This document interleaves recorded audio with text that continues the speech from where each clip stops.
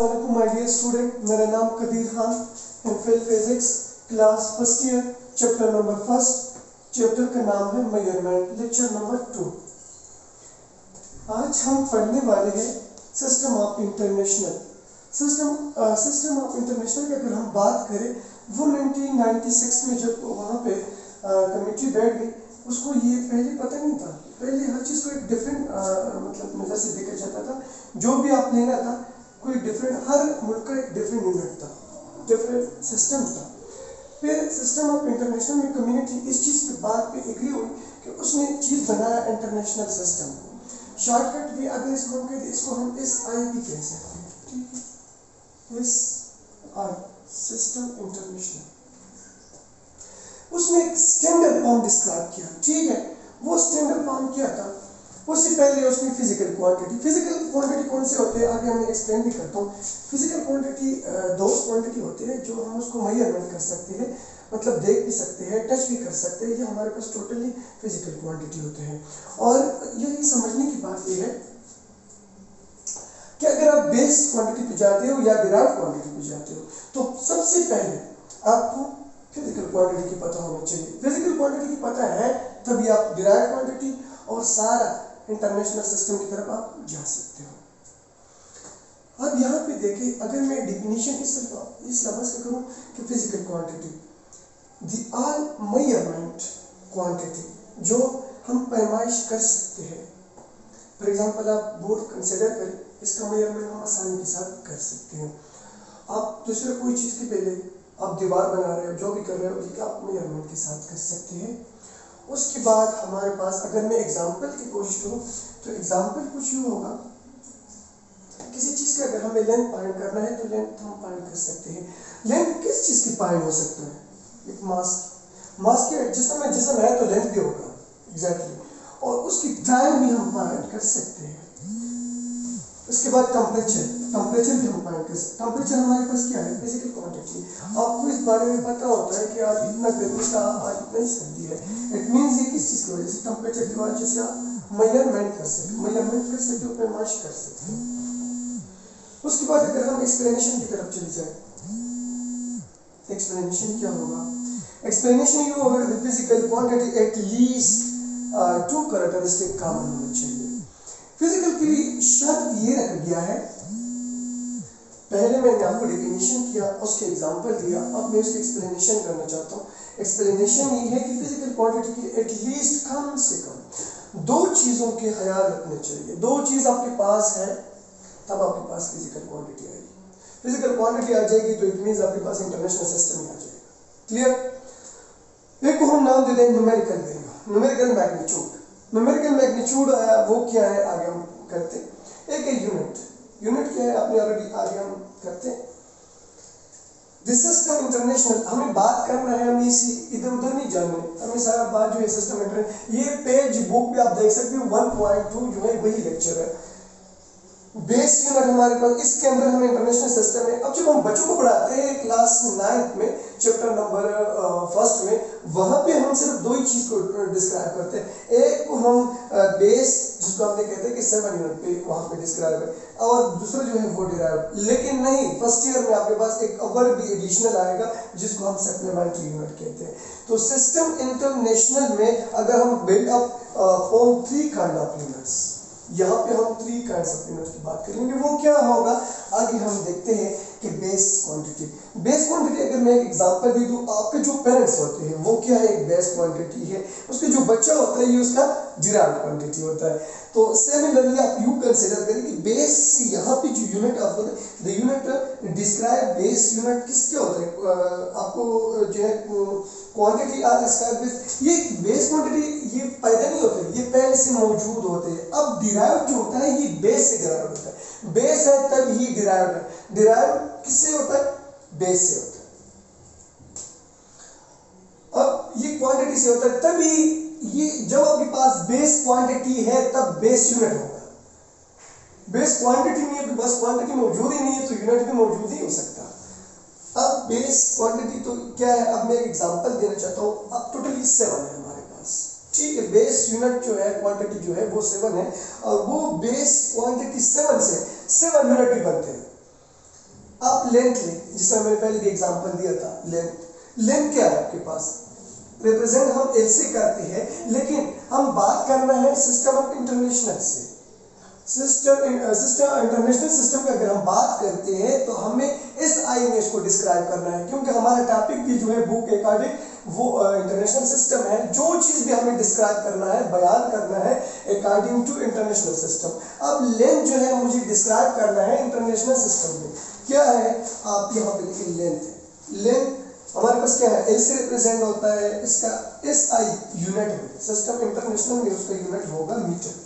अब सिंबल क्या होगा, एम, स्मॉल एम। उसके बाद है हमारे पास मास। मास एक हमारे पास क्वांटिटी है, ठीक है, एक क्वांटिटी है, वो हम क्या करते हैं एम से, इसका सिंबल एम है। लेकिन सिस्टम इंटरनेशनल यूनिट में अगर इसको हम डिस्क्राइब करते हैं तो हम उसको किलोग्राम, और सिंबल क्या होगा, सिंबल कहते हैं इलामत को, उसको इस यूनिट में अगर केजी आ जाए तो इट मींस ये हमारे पास सिस्टम इंटरनेशनल की बात है।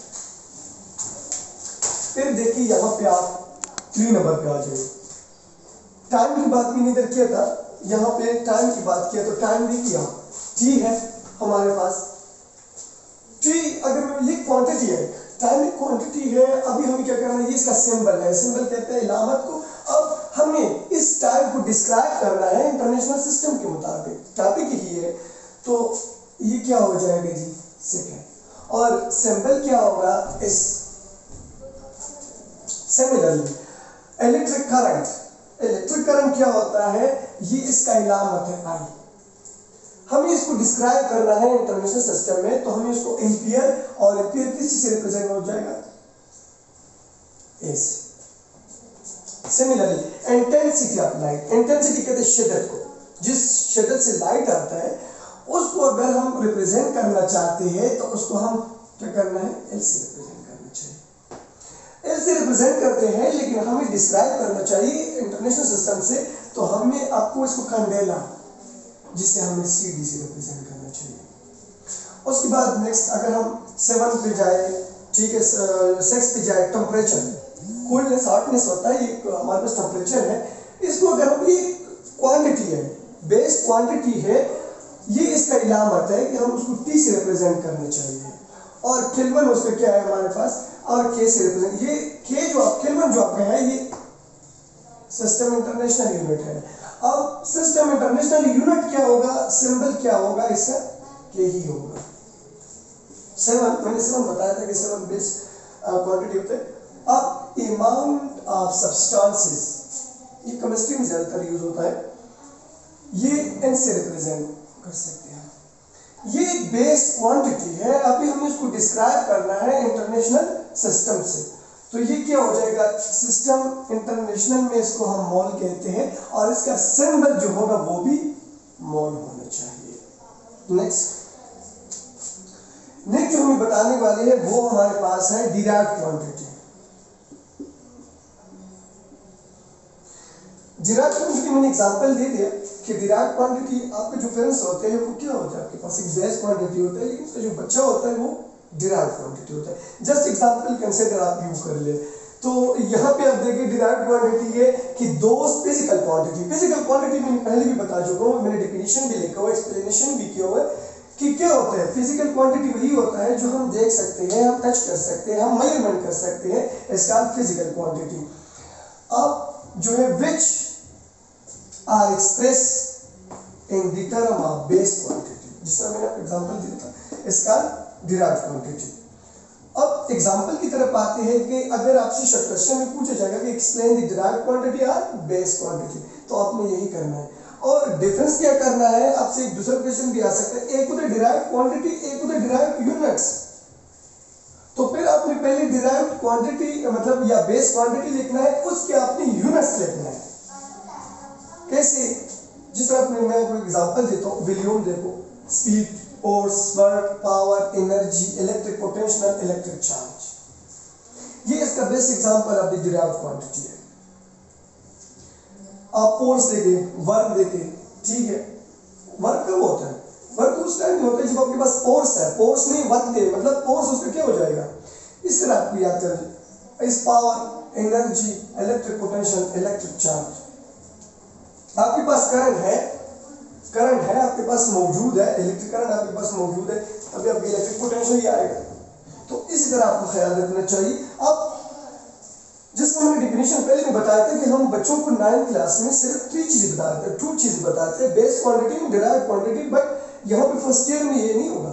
आपके साथ एक चीज एडिशनल होगा जिसको मैंने कहता है, ये भी यूनिट कंसिडर किया जाएगा, सप्लीमेंट्री यूनिट। सप्लीमेंट्री यूनिट बड़ा इंटरेस्टिंग, अगर मैं बता दूं इसके बारे में, पहले जब कमेटी कॉन्फ्रेंस हो गया तो वहां पे लोगों को पता ही नहीं था, बाकी चीज एक्सप्लेन हुई, लेकिन एक चीज था जिसको हम वेट कहते हैं उसके बारे में पता ही नहीं था। अब कुछ लोग कहते थे कि ये डिराइव्ड क्वांटिटी है, कुछ कहते थे नहीं ये तो हमारे साथ जो है बेस क्वांटिटी है। इन चीज पे तजाद होने लगा। अब जो तजाद होने लगा, मतलब एक दूसरे के मज़ाहमत होने लगा, तो उस टाइम उसको नाम दे दिया कि नहीं ये हमारे पास क्या है, ये हमारे पास सप्लीमेंट्री है। ठीक है, अब एग्जाम इसको देखें, डिफिनेशन को देखें कि हमारे पास जब ये जर्नली कंफरेंस हो गया वेट की वजह से, तो वो क्या हो जाएगा, measurement is not each classified in certain unit. अब द एसआई यूनिट जहां पे बैठ गए वहां सिस्टम इंटरनेशनल में ये चीज उसको क्लियर नहीं किया कि हमारे पास ये बेस क्वांटिटी है और डिराइव्ड यूनिट्स है, तो आर कॉल्ड सप्लीमेंट्री यूनिट्स, उसको सप्लीमेंट्री यूनिट्स कहते हैं। अब मजीद हम पढ़ेंगे इसके बारे में कि अगर हम इस क्लास का कंटेन करें अभी 2 यूनिट्स इस पे वाली, इसमें फिर सिर्फ इन लोगों ने ये एक्सप्लेन किया कि विच आर प्लेन, क्या है प्लेन। अब ये हमारे पास क्या हो गया, प्लेन एंगल, ये हमारे पास प्लेन एंगल। एक को नाम दे दिया कि इसके अंदर जो सप्लीमेंट्री यूनिट में हमें मुताला करना है, इसमें प्लेन एंगल का मुताला करना होगा, नेक्स्ट सॉलिड एंगल के बारे में मुताला करना है।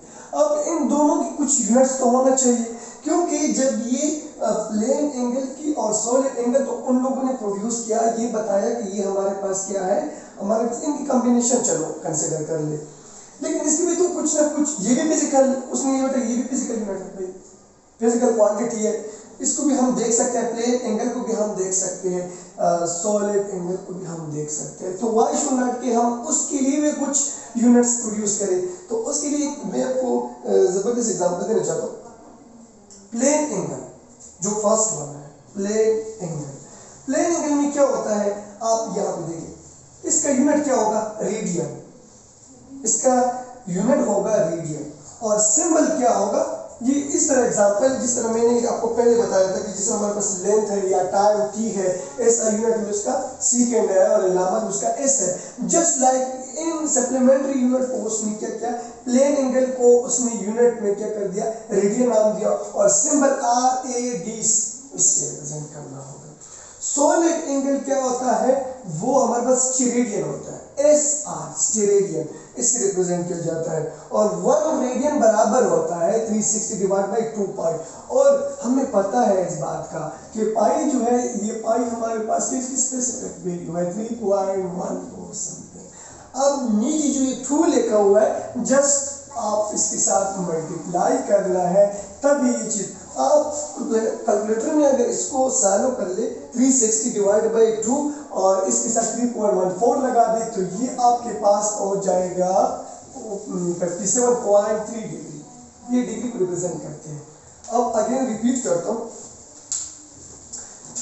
यहाँ पे आप देख ले, इंटरनेशनल सिस्टम में एक बार रिपीट है, पहले इसको लिख ले, लिखने के बाद जब आप लिखेंगे, इस लेक्चर को देखेंगे, तभी आपको समझ आ जाएगा। इंटरनेशनल सिस्टम में हम क्या करते हैं, जब वो 1996 में एमसीक्यूज आ सकता है कि ये जो इंटरनेशनल सिस्टम है ये कब मुतज़्ज़ब हुआ, कब प्रोड्यूस हुआ, तो 1960 में, ठीक है। और जो वहाँ पे कमेटी बैठ गई, उसने जो है स्टैंडर्ड यूनिट डिस्क्राइब किया कि पूरी दुनिया में एक ही यूनिट चला जाएगा, जो किलोग्राम है, मीटर, जो भी है, ये जो मतलब एक ही होगा। फिजिकल क्वांटिटी, ये सारी फिजिकल क्वांटिटी होंगे, ठीक है। और